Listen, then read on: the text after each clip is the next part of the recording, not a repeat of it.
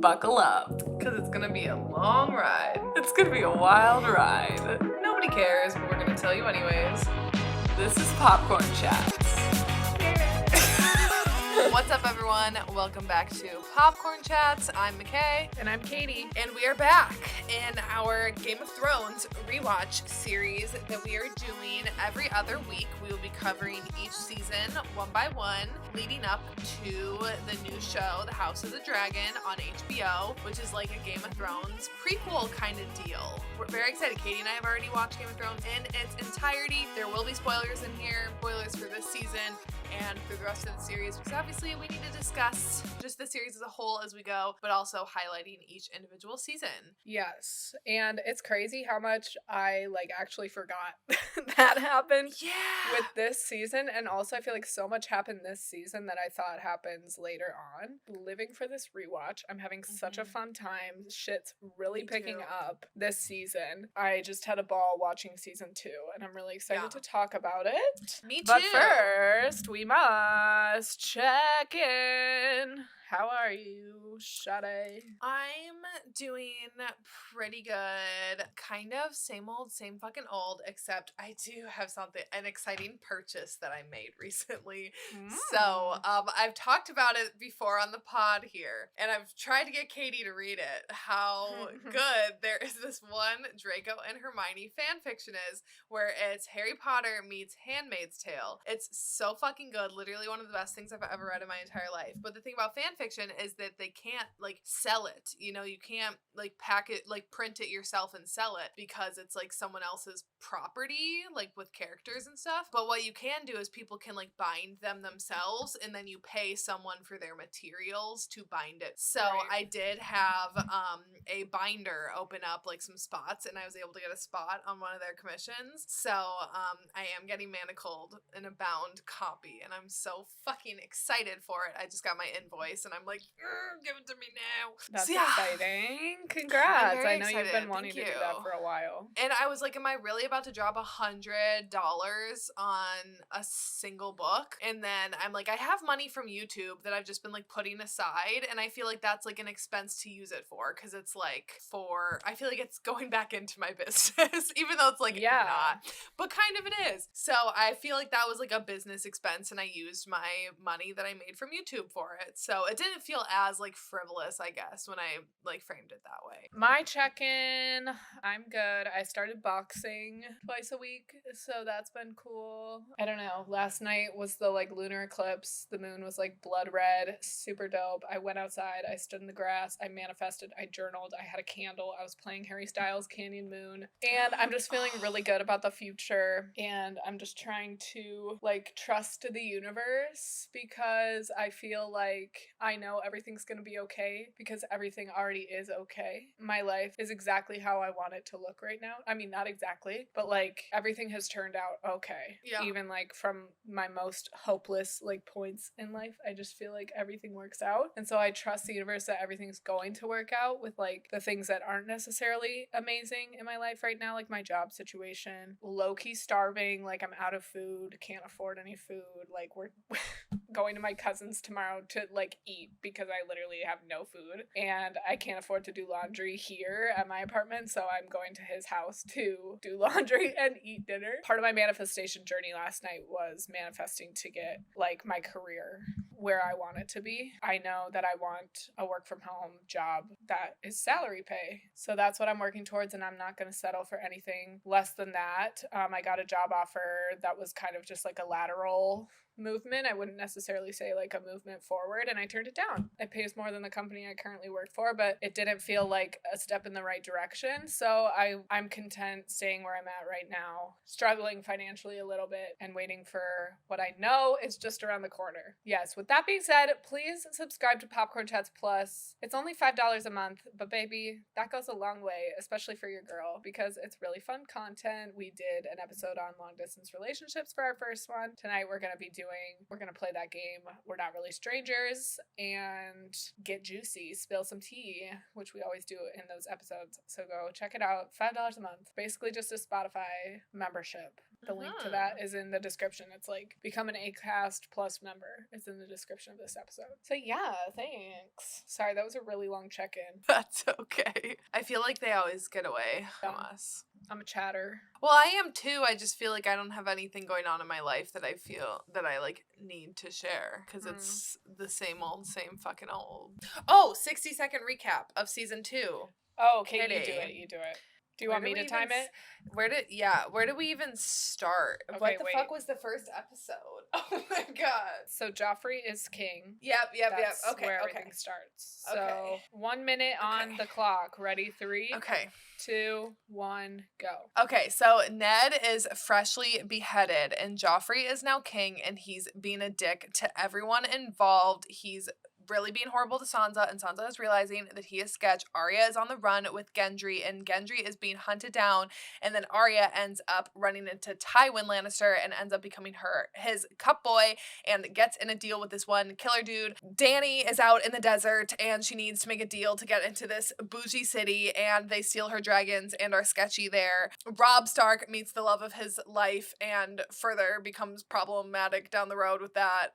The one Stannis dude is birthing demon children with the Red Woman, and Marjorie, Queen fucking Marjorie, is married to the other Baratheon, and then he RIPs, and Brienne of Tarth is now taking Jaime Lannister to I don't know where she's taking him, but they're on the road together. Okay, time's up. Oh, shut up. Oh my god, I completely forgot Tyrion, who's my fucking Yeah, Okay, you left him out a little bit, but that's fine. Trad. So sorry, That's okay. Tyrion. Yeah, that was good. That was way better than mine last week. I feel like yours was hard to establish though, because it was like world building, where we already know who all these people are in this one. I feel like after you just said that recap, the theme of this season is literally trust no one. Like, everyone is so sketchy. And if I were in this world, I literally wouldn't know who to trust. I want to know, how do you think you would fare in this society? Where, like, do you think you would be highborn? What type of family do you think you'd be born into? And then how do you think you'd, like, go about it surviving as you, like, you're a woman? Also, I just realized I completely forgot about John, too. Sorry to that man. Who cares? Also, Bran, who cares? Oh my god, fucking Bran and fucking Theon Greyjoy. Ew. Okay, anyways. Bitches. You can tell where my priorities lie. I feel like it's just more fun to think about being highborn in this society, because, like, what's the fun to be, like, a resident of, like, King's Landing, you know? Like, that's no fun. So I'm gonna go with the assumption that I'm highborn, but maybe not too highborn. Maybe I'm more like a Tyrell type status family, where you're, like, in the mix, but you're not, like, automatically in the running for the throne, you know? You more have to, like, marry into that. I don't know. I feel like I would do what I was told because I have issues with authority, so I would definitely, like, go where I was needed, but I think I would be more of, like, a Sansa type journey, where I would be, like, thinking that I'm actually going to marry for love, and then realize that he's a piece of garbage, and then have to, like, navigate my way through that, and, like, learn how to become, like, really smart with really cool people. I feel like all the women in this show reach that realization eventually, where it's like, oh, this is what I have to do to survive, and it's completely different than my male counterparts and what they're gonna have to do to survive. And, like, even Cersei brings that up at some point. Yeah. She's like, when Jaime and I started getting treated differently. I fucking love Cersei in this season. I'm sorry, but so I good. love her in this season. But anyways, that's getting ahead of myself. I feel like, yes, that's very on brand for you. I think I would either be lowborn or I'd start off as highborn, but then I'd do something scandalous to get, like, shunned by my family or, like, kicked out. So then I'd become, like, a whore or something. I really identify with the whores in this. That sounds really weird to say, but I do. Like, I just think they're all super dope, especially the redhead one. I'm so sorry I don't know her name, but I don't think we're supposed to. It's, like, talking with Lord Varys. She's, like, Littlefinger's number one bitch. Like, that weird, sketchy-ass conversation Peter Baelish had with her about, like, I'm gonna kill you if you don't suck this guy's dick. That's not what he said, but it was basically something like that. And then Lord Varys is, like, talking to her. Basically, I would just like to be a commoner that, like, uses my assets to like work my way up. And I feel like I would like to be like the top whore in King's Landing that everybody wants to fuck, and then I know all the secrets because I'm fucking all the big players. Kind of like how Arya's just in the room where it happens. And like people don't think anything of it because she's just there, but same thing, but just like older person learning all these secrets, and then I like work my way up that way. That's smart. I'd like to see a spin-off, a Game of Thrones spin-off based on that character, or like that follow. I'd like to see that type of character be more of a player. Yeah, and I think like Shay is the closest we get to like having a main storyline, and I fucking hate how that situation ends. I forgot about how her situation ended until I remembered how Tywin dies, and then I was like, oh shit, I forgot completely all about that. Yeah, it sucks because I really like Shay in this season too. And I even like Tywin in this season too. I mean, me that's too. like getting ahead of ourselves, but I really liked him in this season. Me too, so, bitch. I want to get into him more. But should we start with our standout star of the entire season? So for anyone, if this is your first recap listening, this is not necessarily Katie and I's favorite character in the whole entire show. In the whole entire show. This is who really shone very brightly this season alone. We're just looking at season 2. We are not looking at past seasons. We are not looking at future seasons. Just season 2, them in this season. So Katie, who I think I know who yours was because I think you alluded to it, but yours is. Gosh, I think Tyrion is my standout of this season. Oh, okay. He's who also did you think mine was gonna be? I thought yours was gonna be Cersei because you were saying how much you love Cersei this season. No, I really love Cersei this season, and I really love Tywin this season, and maybe we can like get into that and kind of discuss those two as a unit later, maybe. But I think it's hard not to love Tyrion this season. So good. Was he my standout first season? He was. He's even better in season 2, and just how he's literally like running the kingdom for Joffrey. It's hard not to love him, and then how he like goes into battle and watching him be smart and outsmarting all these people, like that thing he did with the 3 members of the King's Council to figure out which ones he could trust and which ones he couldn't. Just like all of his tactics and how his conversation with Varys about how like he enjoys the game and stuff. But at the end of the day, he's like looking out for the people's best interest. Like, even though he's kind of being conniving and strategic, it's all ultimately for the good. And then just seeing him in love too with Shay is another like really tender moment. And watching him bitch slap Joffrey. Oh my god. Was yes. So good. So good. Yeah, Tyrion was also mine. I think he was incredible this season. I think if genuinely I could pick one person to be like king or queen, like sit on the Iron Throne, he is genuinely the best choice because he's extremely smart, he's caring, he has like the balance of doing what needs to be done and thinking like what outcome can I do that will affect poorly the least amount of people, you know? Yeah. Yeah, exactly. I mean, that was already my standout scene, so I'll just say that here was the one where he was testing all the different people to see who he could trust just because he knows that not everyone around him is going to be serving him in his best interest, so he needed to weed that out to start with. And even still, like, I don't think that even like proved trust in Varys or Lord Baelish, but it proved distrust in Grand Maester Pycelle, whatever the fuck, nasty beard man. It showed. And then that scene when he finds out about him and goes into his cabin room, whatever the fuck, where he's sleeping with the one whore, and then he gives her money, shows his kindness in that moment, shows kindness to someone that cannot give him anything in return. Like, it's just like a completely selfless act right there.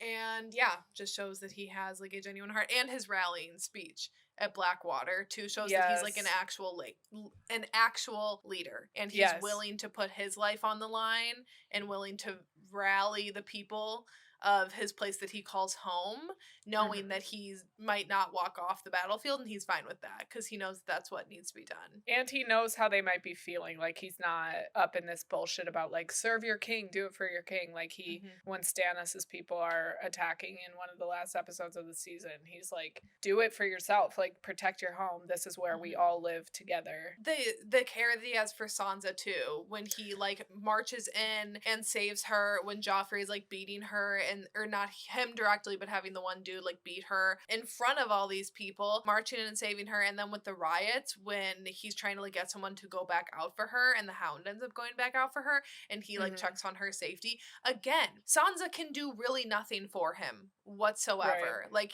she can't help him directly, but it's just because he's like, she's a child, she's an innocent woman stuck here, and I know that like Ned Stark was not like this huge betrayer that he's being portrayed to be, so he's just like genuinely a kind person watching out for her. Yeah, it is cool. Like Tyrion's storyline is so greatly influenced by the Starks, just because he is suspicious of the deaths of the last two hands that served the king, and he's like, who is the rat in this council? I need to snuff them out. So that's really interesting. And then also, that was my standout scene of the season, was when Tyrion immediately is like, where's Sansa? And there's a lot of like Tyrion Sansa moments within this season that are just so minuscule, but they mean so much to me, because it's like two favorite characters. Like at the beginning of the season, when he does walk in and save her and is like, what is the meaning of this and all this stuff? Or he's like, tell me, like, honestly, do you want to marry him? Do you want to call off this wedding? And she's like, I love Joffrey with all my heart, like all this stuff. And he's like, damn, she's gonna outlive us all. Like, she's a smart bitch. And he respects her. He respects her in that moment. Even though she is technically a child, you can see that he's like, I genuinely respect you, where I have no respect for my nephew. Yeah, he respects her, and he cares about her, genuinely has empathy for her. And then the moment when he's like, where is Sansa? Someone go find her. And Joffrey refuses to like have someone go out and find her, and then the Hound goes, and he's like, it's okay, little bird. The Hound is another character where it's just like, I know, I love him. And when I think of like some of these characters' endings, we've talked in the first episode how like certain characters' endings kind of overshadow them throughout the series, and we're trying to like combat that. The Hound is one where when I think of his ending, I'm like, I feel like that's the best ending for his character possible, and it only like I think makes it better on the rewatch, knowing that he's going to accomplish this goal that he has. Yeah, he has a really great arc throughout the whole series, whereas some people just have good arcs within their seasons or otherwise. But yeah, I'm really looking forward to him and Arya being on the road. I was like looking ahead, I googled, I was like, when are the Hound and Arya on the road? And then I googled and looked ahead, and I was like, what season do Tyrion and Sansa get married? Yeah, it's some of these pairings are so awesome, and I really love when Tyrion and Daenerys get together, and I know that's like way later in the season, but also another allyship that's like very subtle. I feel like a lot of strong bonds are fortified in this second season. The one between Varys and Tyrion, where Varys is literally like the only person being like, bro, this city would have fallen without you, and like people are probably not going to give you credit for it, but I do, and I see you, and you're valid, and you're a king, and I Lilas. It's in those moments where it's like, damn, Varys was always a real one. Yeah, he was. I love Varys, and he's great in this season. I don't think we see him maybe like as much, like I don't think he really has like as much of a standout as maybe he did in the other. I feel like his parts are like a little more in service of other characters than in service of himself. But you can tell that he respects, because in the first season he said, I serve the realm, and Tyrion served the realm. He did not serve himself in that episode. So that's something that Varys sees and respects. Yeah, and I think Tyrion doesn't even necessarily serve the Lannisters. He serves the realm. And that's what the two of them have in common, and that's what eventually, like, when they both end up serving Daenerys, it's like they believe that she's the best for the realm. So so cool. One thing, I guess, to kind of like kick off some like other stuff in this is that I forgot how many fucking icons are introduced in this single season. So just to name a few are the Red Woman, aka Melisandre. We'll talk about her quite a bit, I think. Queen Marjorie Tyrell. Love her. Brienne of motherfucking Tarth. I love you, Brienne. Sir Davos. Like, and those are, and like Shay, obviously. And then we get Robb Stark's wife, which I'm completely blanking on her name right now. But I mean, she more plays like a very critical role like next season and kind of like the fallout of that. But we just get so many great characters introduced in this single season, and it made me feel like giddy seeing them come back on screen again. That's what makes the rewatch so fun, because you know how these characters turn out and like what's in store for them. Whereas like the first time I watched it, you know, I was like indifferent about the introduction of these characters. Obviously, I thought that like female knight who's just kicking ass and taking names was super dope. But then like same with Marjorie, like you don't necessarily know if you can trust her right away, and you don't know if she's looking out for the best interests just because we love Sansa and we want the best for Sansa, and she's kind of like making Sansa's situation like better, but also not really. Like it's just a complicated situation, but we just gotta fucking wait. And her iconic line, like, I want to be the queen. Bitch. Like, best line of this whole season.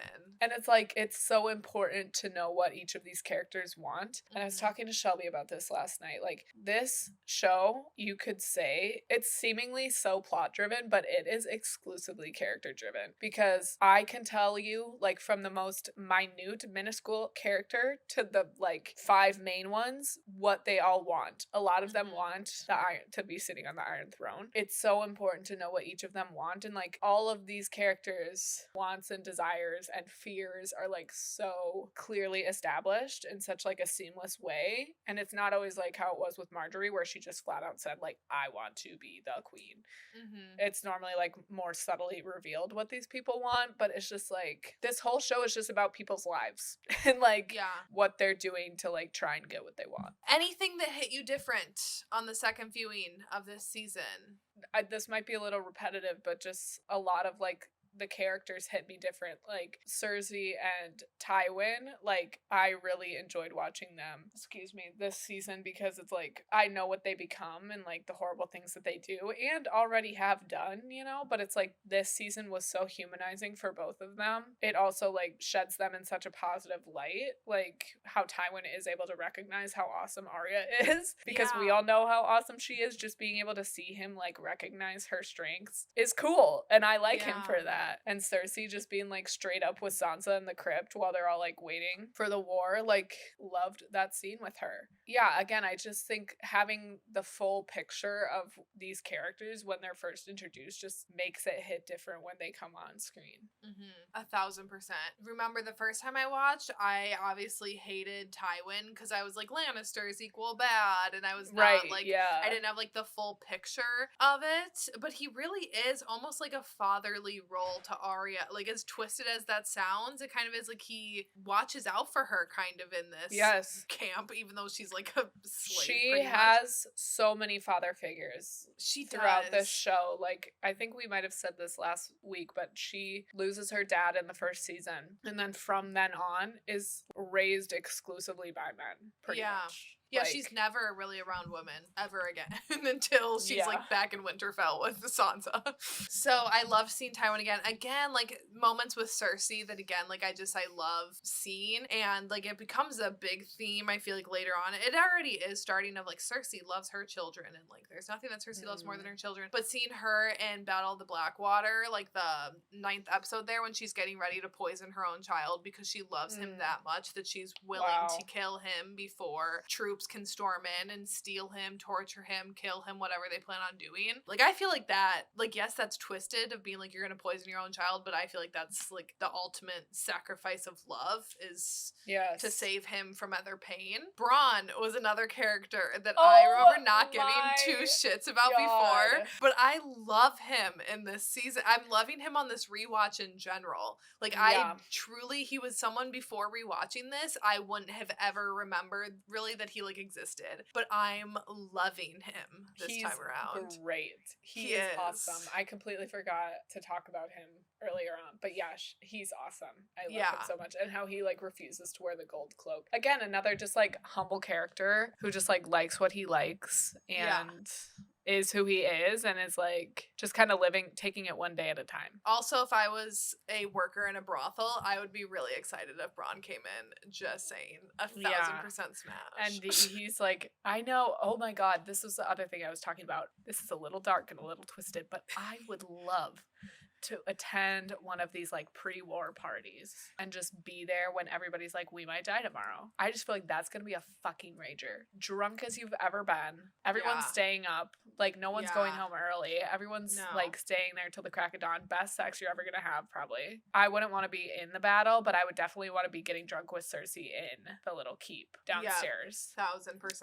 And just like hanging out with all the girlies. That environment is so high stakes. And it just sounds fun to be a part of. When your adrenaline would be going like that much and that like anxiety that I would have, because I would not eat anything, I would just exclusively be drinking, so then I would be even drunker. It would be a fun time. Yes. A fun time. And the other main thing that I noticed on this rewatch, I remember the first time when I watched this and I saw Sir Davos and the Red Woman go into this cave. I was so fucking confused. I was like, when did she get pregnant? I was not thinking like, oh, she's a witch. I was thinking like, she's still a normal lady. Like, why? How is she already giving birth? She was never even like, I'm with child. I was so confused. And then when the shadow baby came out, I was like, what the actual fuck is going on here? Because we had never seen any kind of element like that in the show before. Anything that's really a little more on the paranormal edge versus like fantasies with like dragons and stuff. So I remember seeing that the first time and being like just utterly confused. But this time around, I like got the full picture, and like the whole Lord of Light thing too at the beginning. Like again, that was something that in my brain I was like, this is a new character. I don't really give a fuck about him. I'm not really gonna pay that much attention. Where now I was like, you need to like think a little bit more. But I can't for the life of me remember how Stannis dies. How the fuck does he die? It's trash. He just like dies in the woods. Yeah, I want to talk about like my biggest flops, but also that was something that I didn't necessarily recognize the first time watching, because like when the dragons come back, magic starts happening again. So like we have that faceless man kind of coming in with Arya's situation. Yeah. We have that like creepy guy in Karth who's like more powerful when he's in the presence of the dragon. Like he's creepy. I don't like him, but he's really creepy. Karth is a flop. Karth is a flop. All around. It is sad. Okay. Oh, I have so many thoughts. This is gonna be a long ass fucking episode. But yeah, I do think it's cool. All the different like belief systems. And I kind of feel like the red god that the faceless man is talking about and the Lord of Light are the same god, just with different interpretations, because they're both gods that need like a sacrifice. So when the faceless man is like, you spared 3 lives, the red god wants 3 lives, so you just give a name. A girl must give a man a name. Which I would fucking love. Not to kill someone, but if I just had someone at my beck and call to be like doing things for me, like you get 3 wishes, fucking slay. Like a fairy godmother. Yeah, I kind of feel like they're the same entity, and it's just cool that all these people have like the different belief systems. Also, I feel like I'm more oriented this time around. Like I know where everything's at. Yeah, I agree. Whereas like the first time I was struggling with people's names and who's who and who's related to who, where everyone is. But now I feel very confident in like who's related to who's connected to who. And then in turn, like that hits a little bit more, like the Lord Bolton being like, oh, my bastard, I'll send my bastard. Before I didn't think anything of that, but now I'm like, motherfucking. Was that Ramsay? Ramsay, yeah. I'm like, he's talking about fucking Ramsay. And then I'm like, this dude is so fucking sketchy, because he's the one that's like, the Lannisters send their regards in season 3. Wait, oh my god, I never put that together. I never put together that was a Bolton. So that there's a connection to Ramsay, and I never remembered that in that episode, that in Red Wedding, that he's that dude. Because Rob wants to go back to Winterfell after he hears about what Theon did. Yeah. And I remember watching this the first time through and being like, no, you've already made it so far. Like, stay there and let this guy's bastard go take care of it. Which eventually does happen. And then Theon becomes fucking Reek, bitch. Oh my god. But then, like, all this other stuff transpires because of that. And I'm just like, damn, I didn't think anything of that, obviously, the first time around. But now, like, watching it, I'm like, ooh, don't trust. Like, that's Rob's most trusted advisor. And, like, he literally put his trust in the complete wrong person, because just in doing that and, like, agreeing to not go back to Winterfell, like, everything for Rob gets fucked up eventually. I never even thought about that. I don't think I'd ever really, like, had that name click, because once again, there's so many fucking white men running around on this show that it's hard Yeah. to like keep them all straight if they're not like a very, very key player. So like a lot of the advisors and stuff, they're kind of like interchangeable to me,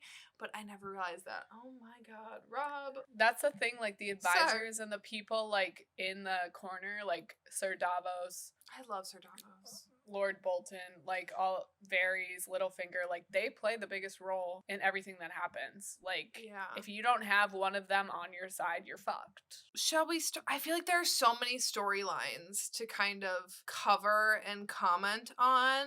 Can we start with the Baratheons for a hot sec? Totally. Mostly because I don't know about you, but I forgot how quickly Renly comes and goes. I totally remembered the Shadow baby killing him and Brienne like being there, and that's how her and Catelyn then end up kind of together and such.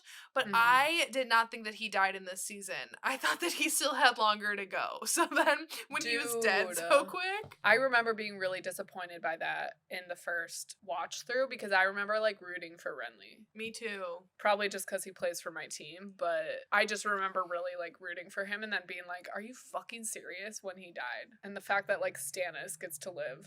Ugh. Stannis is a fucking flop. Stannis is a flop. The only part about his storyline that genuinely is interesting is Sir Davos and Melisandre. Everyone else is boring over in that camp. Bo, tomato, throwing tomatoes, like you're all boring. I do not fucking care about his storyline. The worst storylines, I'm just gonna list them off if that's okay. Yes. I fucking hate Stannis. I fucking don't give a shit about Bran. And I don't give a shit about Jon Snow's bitch ass. Okay, I do like Jon Snow more in this season because I love that we're out beyond the wall, and I love that we're with the wildlings because I love Ygritte. I really do. And I'm like, I need to think to myself, I'm like, do I actually love them on the show, or do I love that they're a married couple in real life? And that makes me want to like ship them more on the show. Yeah, that is another thing that hit different. Ygritte is amazing, and she didn't do it for me the first watch through. I don't know why. I think it's just because I really didn't like him, but I can't get past my loathing for Jon Snow. I don't know what it is, and I'm really trying to work through it. We're both INFJs, so I'm wondering if that's like I'm pretty sure he's probably a Pisces too. I think I just see myself in him and I don't like him. I love Ygritte. So I do think that part is great. I think leading up to that, again, when we're with like other men of the Night's Watch, I don't really care. But I do love just that scene with Sam at the end where he sees the White Walker on the horse and they make eye contact, and even the White Walker is like, bro, I can't even kill you because you look so scared. That's a great moment. That was a really well executed moment. Like CGI on fucking point. The actor who plays him, performance, fucking on point. Like incredible. Yeah, honestly, I really liked the 3 friends of Jon. Like I enjoyed watching them better than fucking Jon, and when they're like digging the holes and they find the dragon glass, like that scene was way more compelling to me than anything with Jon, and Jon's stuff I only enjoyed watching Jon when Ygritte was there, and when she was like pressing her butt up against him, I was like, girl, that is such a move. We love to see sexual harassment. Okay, maybe he is saying no. Maybe that's like a double standard, but I think because she's literally his prisoner, so I'm kind of like, Ygritte, do what you need to do. I don't know. That's problematic. She's trying to get out of the situation, and they talk about it in the show. Like, use your fucking punani to your advantage, because like, what else are we supposed to do? Who says they're like that worm in between your legs does half your thinking? And it's like, that's so true. Why the fuck are we letting men run the world when they literally can't think about anything other than sex half the time? And also, like, Ygritte is fair in being like, why did you take that oath? Like, why can't you lay with a woman?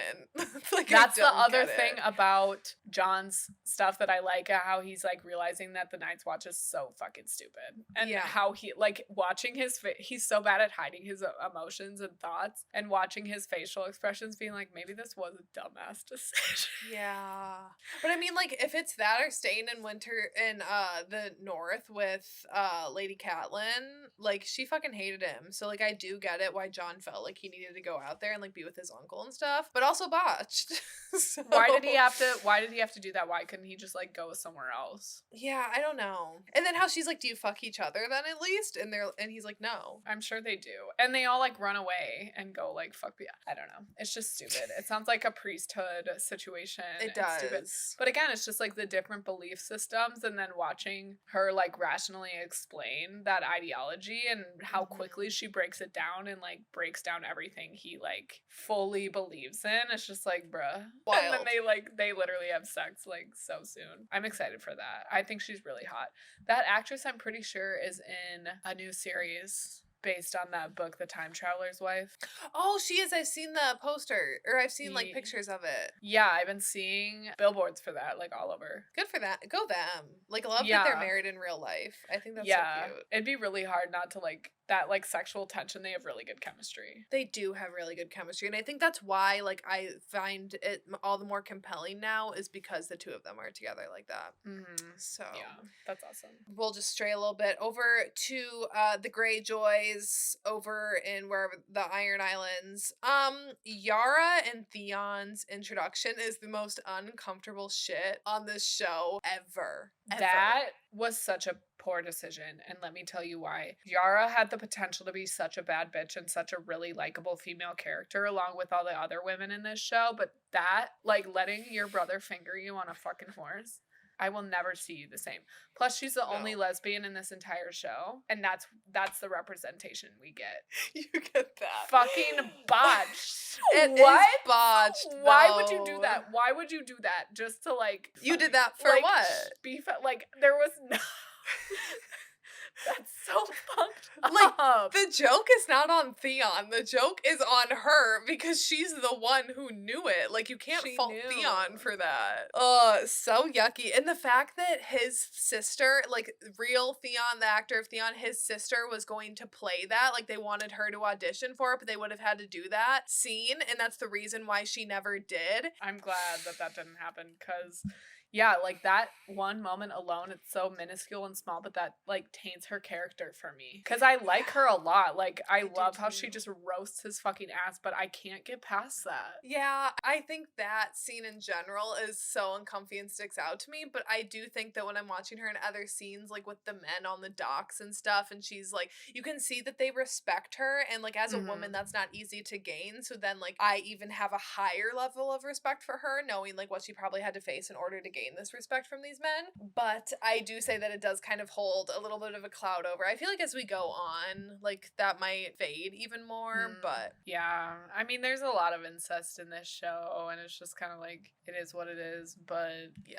That situation tainted her character for me the first watch through, and it's doing it again, which sucks, because I think she's so cool. Dude, like, I just wish they didn't do that, you know? Yeah. Like, they didn't have to have her, like, let him finger her. I don't know. Yeah, you could have, like, stopped it just, like, a hand over the boob and been like, you don't recognize me, and then, like, cut it off there. Like, he could have still said everything he did, like, maybe you can stay in the castle tonight if you're lucky, or something, and still have the same effect, and then, like, everything she does after, like, I hate to say that it, like, taints everything she does after, because she does have that really cool arc where she, like, goes and tries and saves Theon from Ramsay. Yeah, and I think, like, even as we're sitting here, and then I'm starting to think, like, why are we ragging on her, and, like, not, like, does it taint Theon's character? And, like, it does, but also I don't think as much, because once again, he didn't know about it. So, like, he's also, not doing that with Theon, the knowledge. like, yeah, we already not like fucking I'm hate sitting Theon. here being like, oh, Theon's awesome. No, Theon fucking sucks. Yeah, fucking sucks. That's the other theme. That's our other theme for just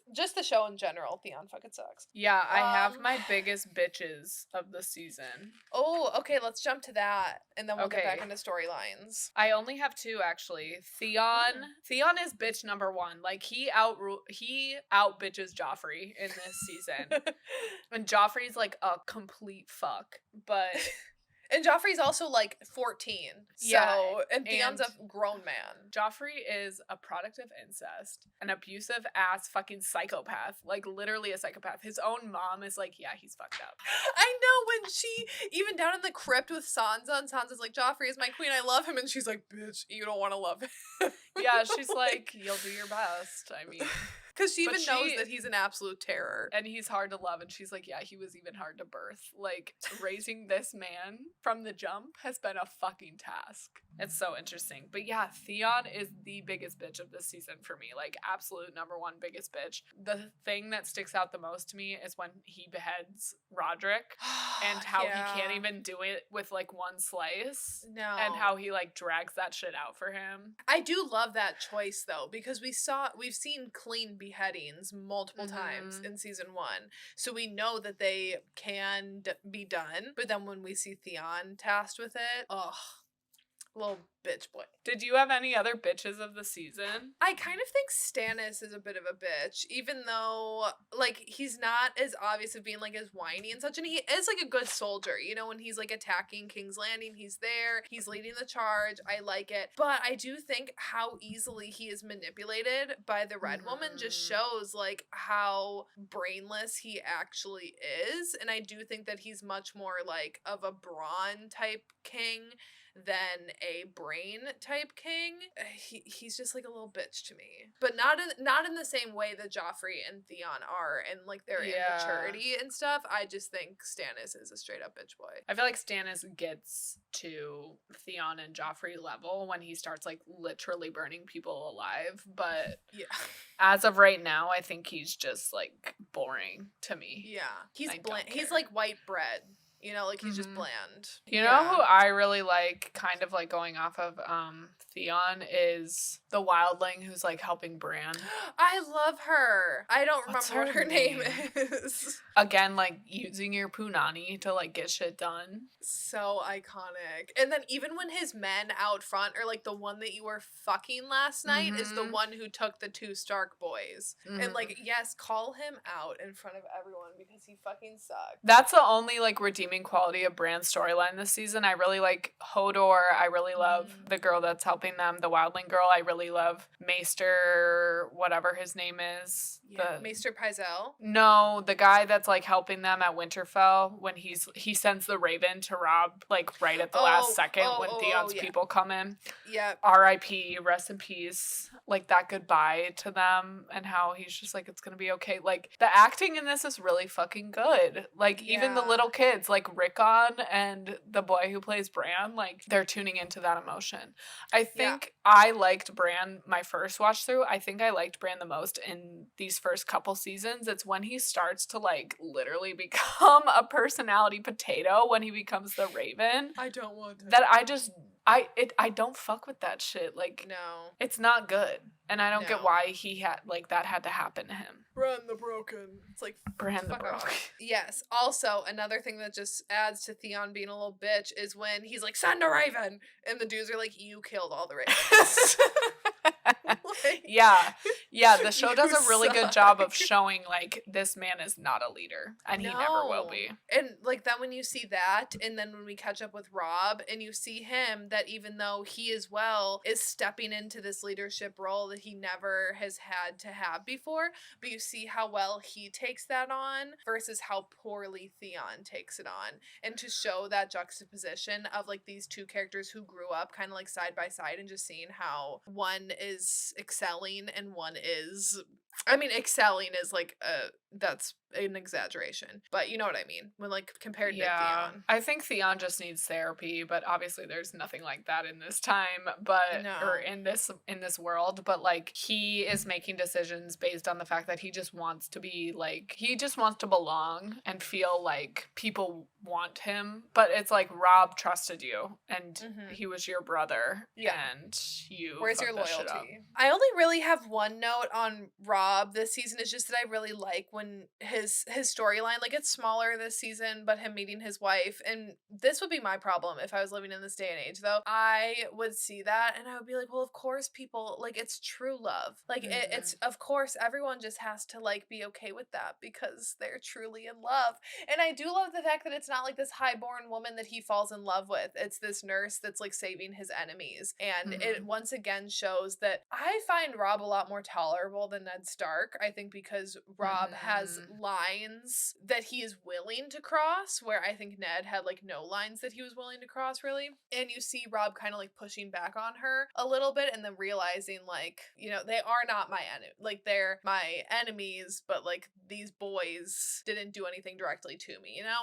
I don't know. I like his whole storyline. I do too, and I completely agree with you that Rob is more tolerable than Ned. I think Ned's whole like honor and just the fact that like that's what gets him killed, I think we're supposed to like fault him for that. And even the fact that like he just let his wife think that he fucked another woman like their entire marriage when he easily could have told her like, it's my sister's kid. Why the fuck would you not let her know that? Like, exactly. I don't get that. It makes no sense because also Catelyn could have kept a secret. You know, like, I don't see that being something that Catelyn's gonna advertise. She was so loyal to her husband. At the end of the day, she is also looking out for the greater good, but she is like impartial to her children and like wants the best for them. But Jon being a bastard does not like impede on that. So if that just has to be like, if she has to take that on of like, oh yeah, my husband has a bastard, like, I think that would be something that Catelyn would be willing to like take on to how people see her. Agreed. And she would take it with grace. And just be like, it is what it fucking is. Like, there are just certain things that I wish that they would have done differently. And that's one of them where, like, she treated Jon like her own son. Like, that would have been so much better. And then we find out later, oh, she knew that he wasn't. I don't know. That just makes more sense to me, but it is what it fucking is. Whatever. Anything else on Robb Stark? No, I don't think so. The sex scene, I forgot how hot that was. His hot. bride to be, or his wife or whatever, has a body yaddy. I think he is so fucking handsome. I like can't get over him when he's on screen. He could be the biggest piece of, well, okay, no, I disagree because Ramsay objected, like, I think as an actor, like as a human being, I think that man is attractive. But in this, fucking rotted. So I guess I do have lines, but I just think like he could be as annoying as Ned Stark to me, and I'd still find him really hot because he kind of looks like Jack Harlow. I don't know. I think he's like a little more rugged. I don't know. Anyways, I love Robb Stark. His shoulder vein during the sex scene, like his shoulder had so many like veins in it. I was like, he's so hot. Also his hands. Oh my god. Okay. Anyways, kind of going along with, I guess, the cross between the Baratheons and the Starks storylines that kind of meet in the middle a little bit is like Brienne. Because Brienne, she first starts out with Renly and Marjorie, and then ends up with Catelyn, and then ends up with a Lannister. So she bops around through a lot of people in this season. Comments, thoughts on, I guess, like Brienne / the Tyrells, Brenly, the Tyrells, Brienne. That kind of like grouping there. Yeah, I think Brienne she just wants somebody to serve. And I think that's so admirable, you know, like she just wants to be a knight. And so the fact that she's like ridiculed for being a woman, but she is like the purest knight and like actually takes the vows that come with knighthood, like probably more seriously than any fucking man. Like she just genuinely wants to be of service to someone, and not just anyone, but someone who like deserves it. I think honestly she makes Renly's character way more likable, and I think that's why I rooted for him, was because of Brienne, and she like believed in him and loved him, we find out later. But like I think it's really interesting, and the moment when she like pledges allegiance to Catelyn is such a good moment. I feel like Brienne has a lot of moments like that, and her character is so well established where it's like when we see her put her trust in someone, we automatically like fall in love with that character. So I think she, as the series goes on, she has such a big impact on Jaime's character, which we'll get to that like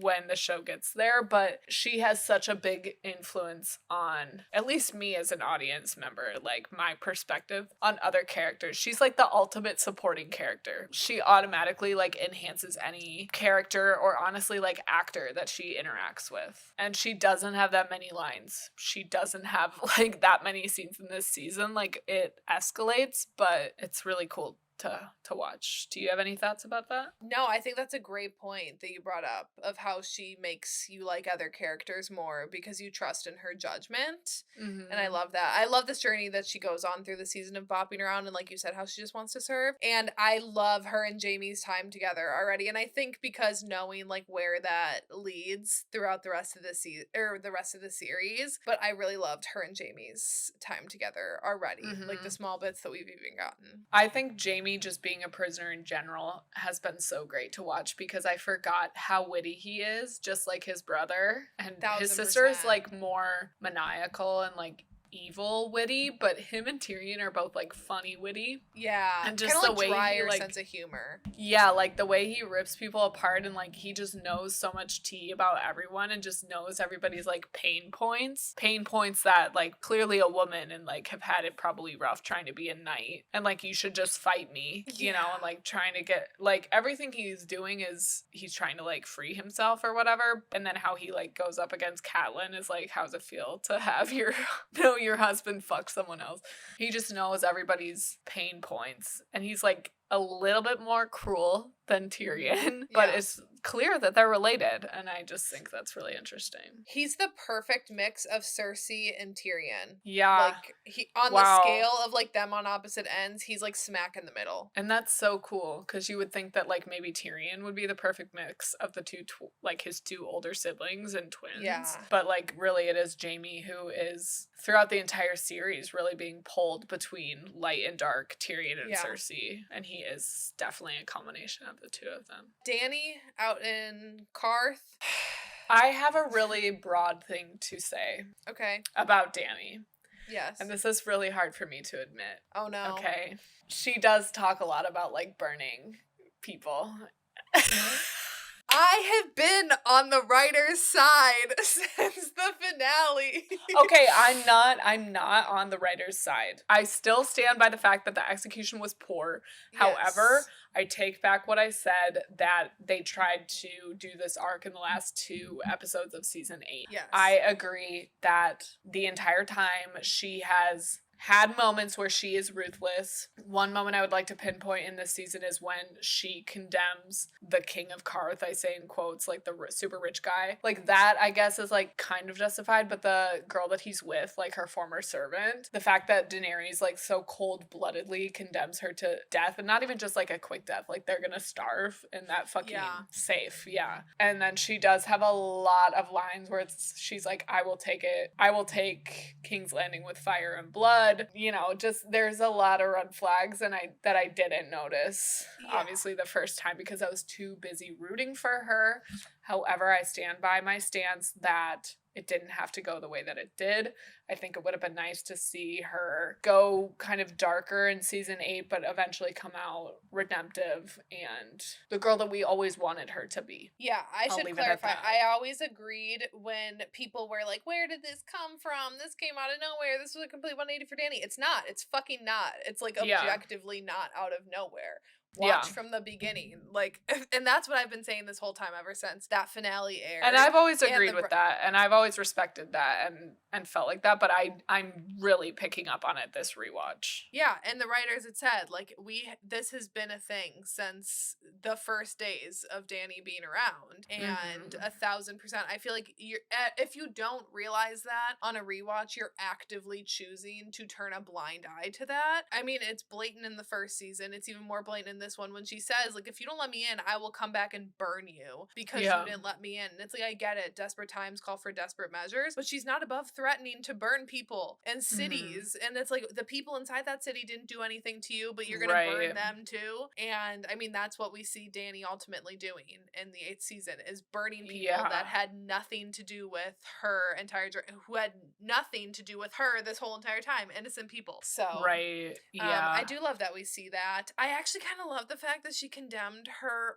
like servant, but more so because I'm kind of like, that's what you get for betraying her. Like, I did think that was kind of iconic, honestly. Like, you want to be with this man, then be with this man. Like, I'm gonna leave, and why don't you, here, this is what you wanted. But I also agree, like, she didn't need to necessarily kill her. Like, that's, like, a little overkill. Just be like, you're gonna stay here in Karth. Like, don't come with me. Yeah. My thing is, like, as a woman, she's literally just doing what she needs to do to survive. And, like, she made a judgment call, and she believed this man who said he's the king of Karth and, like, said that he had all this money when he didn't have anything. And Daenerys almost fell for the same thing with this dude. Like, Daenerys could have easily made the wrong decision and put her faith and trust into the king of Karth. And I think she would have if Ser Jorah was not there. I truly think she would have done it. So it's like Dany had guidance. This one woman did not. And she's not in a position of power to begin with. Yes, it's all about survival, and Dany as a woman should know that. And just the fact that she did that was, like, pretty ruthless in my opinion. Yeah, dude. I don't know. I think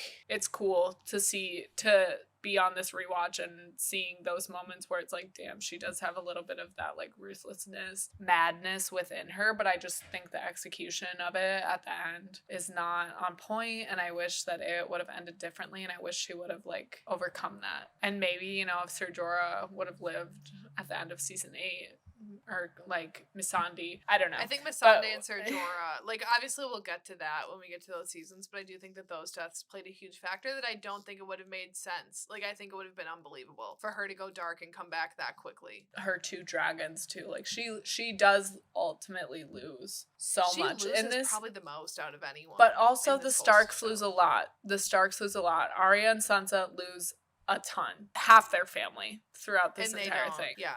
And same with Jon. And, like, she lost one family member who's a piece of shit. She has a lot of loss, but then again, like, everyone does in the show. Even Cersei loses, like, everyone, and also Cersei goes a little cuckoo too, but it's like everyone has a ton of loss in the show. Even Tyrion. Yeah. Everyone goes through a lot of shit, and it's just how Dany chooses to act after it. Yeah. While you can make sense of it, that also doesn't, like, justify it either. I don't think there's gonna be a single episode of this, like, season rewatch series that we're doing on the podcast that I don't, like, bring up Dany's ending, just because it is, like, the most interesting to me, and, like, she's my favorite character in this show, like, throughout the entire series. I'm sure we're gonna talk about it, like, the entire time, but it is cool, the new perspective that this rewatch has given me. And I mean, we have the most to, like, gain from rewatching in terms of her character, where it's like Arya is my favorite character, but, like, Arya doesn't have any, like, life change, like, at the end of the series, you know, it's not wild her ending, so it's not as I don't know, I guess I'm not looking for red flags. 2 things with Dany and Karth.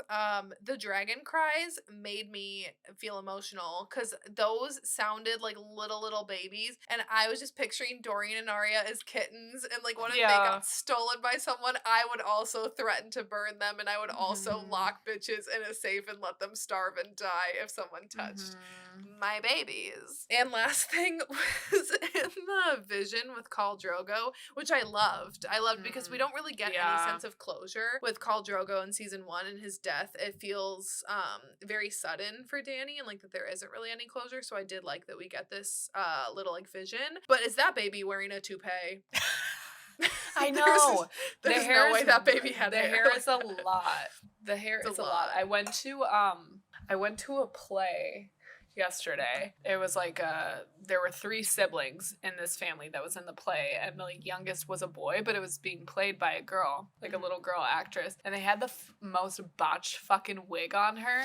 And I was like, y'all didn't need to do all that. Like, why? Or just, like, rewrite it and make it a girl if she wants to, like, wear her long hair. I don't know. But yeah, I feel like the baby was literally wearing a wig. And I was like, what were the choices? Choices were made. But I totally agree with you that we needed that closure. And then it's cool to see her choose her dragons over her, like, human baby and husband. Because it's, like, more solidifying that she is the mother of dragons. And, like, these are her children. And it's crazy that people literally watched her, like, burn in a fire to birth these children, and they still don't, like, recognize her as, like they call her the mother of dragons, but then when she's, like, willing to put it all on the line for her dragons, they're, like, not legitimizing that for her. Because it's like, yeah, she didn't, like, birth them out of her vajay, but she burned in a fire for them. Yeah. I'd like to see you burn in a fire for him. Arya, real quick, we've already kind of touched on her and Tywin and stuff, and like her with the faceless man and everything, but I just wanted to once again say how much I am appreciating Arya and Gendry this second time around, because we know how they end up ending at the end of the show, and all I keep thinking about is them hooking up the night before the Long Night episode, and I just keep thinking, like, wow, full circle, love this for them. Yeah, I really like when they're in the prison and kind of like getting each other through that, their friendship, like the three of them, because it's also that like chubby kid is really fortified in that. Also, I really appreciate, again, just like Arya being raised on the run, basically, and her ideals forming is so fun to watch, because she would typically get her ideals from her family, but she's forced to get them from people like Tywin, and just the way she's like saying the names of people that she wants to kill every night, like a prayer almost, and how she just gets that from like a random person on the streets. She meets this like faceless man and like has respect for him and like worshiping the god of death, and like not today. She just picks up all these little ideals like that she sticks so steadfastly to for the rest of the series. It's so cool to watch that, again, knowing how steadfastly she sticks to these ideals and watching those like initial moments where she is introduced to her like set of morals is so cool. Okay, and I think last kind of big storyline we got going on, we have so many different places that we're covering in this season, but I think last one is like King's Landing. Cersei, Sansa, Tyrion, Varys, Littlefinger, Joffrey. We've kind of touched on it a little bit. My biggest last kind of thing was once again how stupid it is that Cersei like blames Tyrion for their mother's death. You think that he came out of the womb responsible for that? Like, yeah, she died in childbirth, that's a fact, but that doesn't mean that like Tyrion actively was birthed and was like, I'm gonna fucking kill my mom. You're so dumb for that. You're so dumb for that. And you've had children, and you said that it was such like a difficult birth with Joffrey. Like, you could have died. And would you have thought that he like killed you on purpose? Yeah. I think it's really interesting to see Tyrion and Cersei interact, and the kind of reveal when Tyrion is like, I know that you and Jaime be fucking on the side. It's just like everybody is so open about this incestuous, like really problematic like relationship. Even Jaime is like, I've only been with Cersei, and he's like openly talking about that to Catelyn Stark. How wild is that? When he said that, I was like, you've never slept with anyone else? Serious? Like, I would have thought for sure he would have at least fucked some other people, but that it has only ever been Cersei and Cersei exclusively? Wild. I don't really understand, and I don't pretend to understand, but it's crazy. And she, when Jaime's gone, is fucking her cousin. Like, Cersei, find someone that's not blood related. It's not that fucking hard. What's happening? And then she was like, that's what Jaime and I tell ourselves, is like the Targaryens did the same thing. We talked about this in season 1. Like, Jaime literally killed the Mad King because he was crazy from incest. And she knows that her son is fucking insane and, like, not the best for the realm. But, I don't know. There's a lot going on there. I liked seeing Marcella being shipped away and Cersei's reaction to that. I thought that was really good. Lila asked Marcella, see you later, for you to die. One of my favorite quotes, too, and I think, like, another theme of this season that Lord Varys says is, power resides where men believe it lies.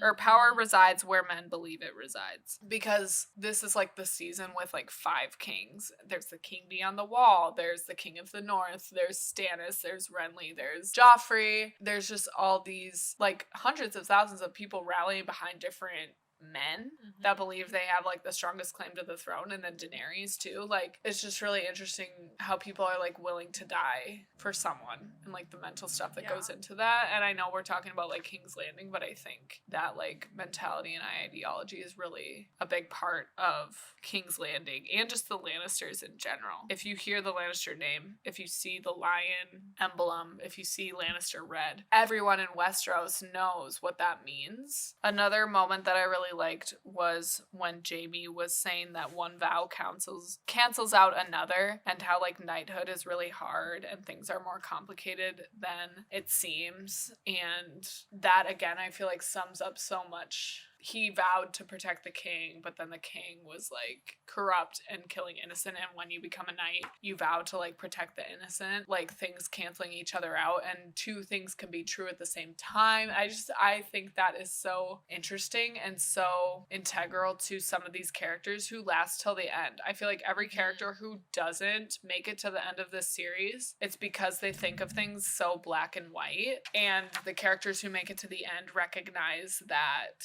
two things can be true at once and things cancel each other out, and sometimes the best decision goes against something you initially like vowed to never do. I think that's true for certain characters. I think for others, not as much. I think some were like straight up were like smarter, but then they didn't get like, I think of Marjorie, like she just got outsmarted, but did she really? Because she realized in that moment, she's like, we need to all get out of here. She was just like a little bit too late, but she's kind of like one of those people who knows that like multiple things can be true at once, and like that everyone kind of has their best interests. But I do think that with certain characters, yes, that is true. I don't know, I just really liked that moment when he's literally like at the lowest of the low, but still like talking shit. And he does have a point. I killed the Mad King because he was killing innocent people.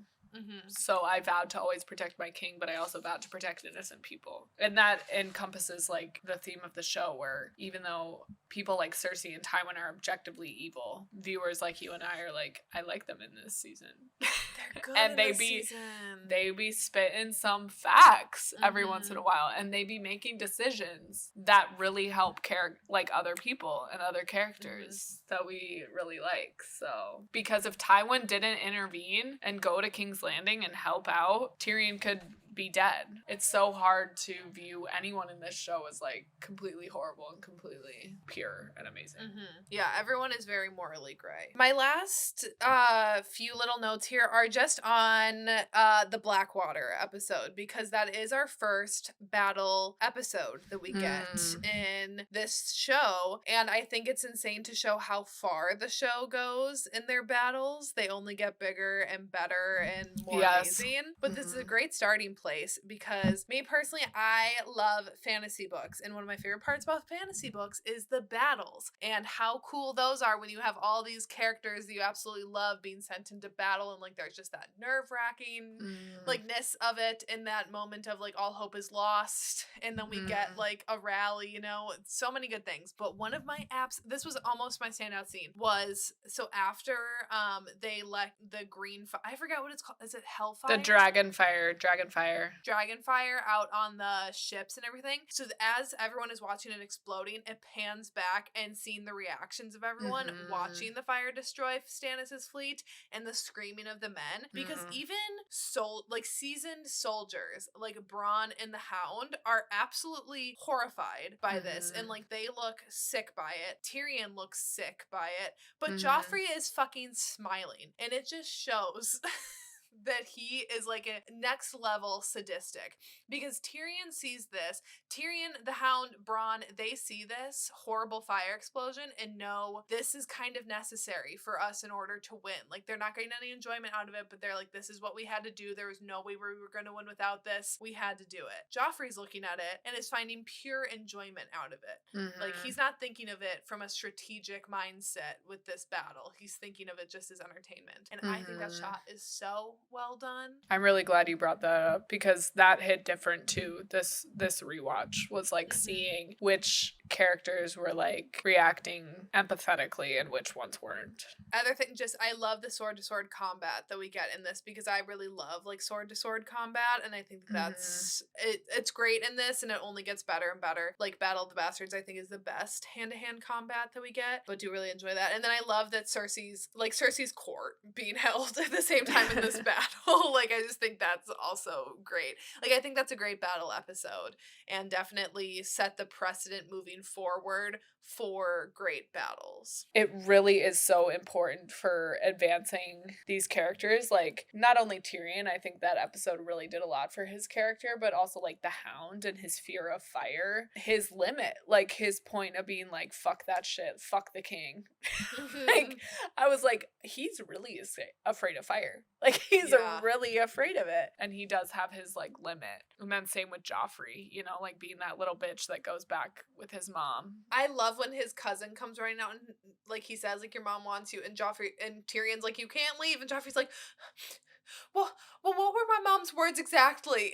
Yeah, he's like, did she Bitch. really need me? Like, was it really important? Right? It was important, right? I gotta go. Oh my god. Also, when Bitch when he gets boy. hit with cow shit in the earlier episode, when the people So are like funny. rebelling. So funny. And then I love Tyrion in that moment of being like, you can't just kill them because they threw shit at you. Yeah, they're Like, that's hungry. not- You It's do not the an same appropriate thing. response. Too, I just want to give a shout out to Sam and Gilly too. Their love story begins in this season. I forgot about Gilly.